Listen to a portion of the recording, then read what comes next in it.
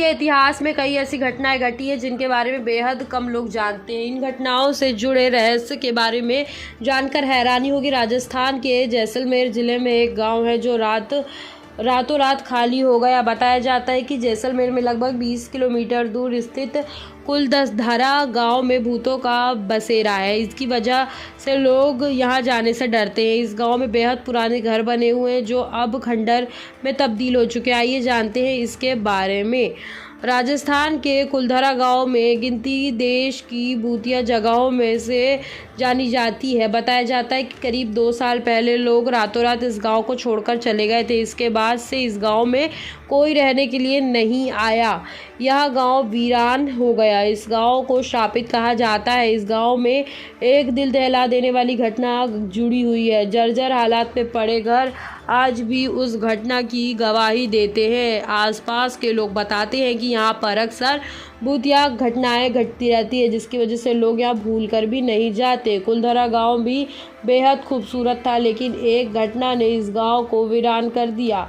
कुलधरा गांव इस हालात में कभी नहीं था। बताया जाता है कि पहले यह गांव काफ़ी सुंदर हुआ करता था। करीब 200 साल पहले कुलधरा गांव में पालीवाल ब्राह्मण की काफ़ी आबादी थी। साल 1825 में अचानक इस गांव को लोगों ने खाली कर दिया। मान्यता है कि लोगों ने गांव में जाते समय श्राप दिया कि जो भी कोई इस गांव में आएगा तो वो यहाँ पर रह नहीं पाएगा और यहाँ पर जो आएगा वो पूरी तरीके से बर्बाद हो जाएगा। उस घटना के बाद यह श्रापित गांव वीराने में बदल गया। आखिर क्या वजह थी?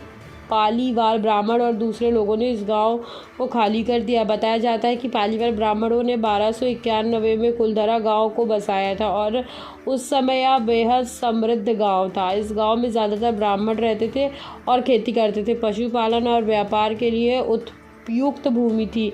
पालीवाल ब्राह्मण पाली के रहने वाले थे, लेकिन सभी 11वीं शताब्दी में पाली वे स्थापित होकर राजस्थान के विभिन्न स्थानों जोधपुर, जैसलमेर, सतलमेर, बीकानेर आदि जाकर रहने लगे। उस समय कुलधरा गांव भी बेहद समृद्ध हुआ करता था। इस गांव में बड़ी बड़ी हवेलियां हुआ करती थी। मान्यता के मुताबिक सियासत के दीवान सलेम सिंह की नज़र गांव के एक ब्राह्मण की पुत्री शक्ति मया में पड़ी थी। वह उसके साथ शादी करना चाहता था, जबकि दूसरी तरफ गांव का ब्राह्मण अपनी पुत्री का विवाह किसी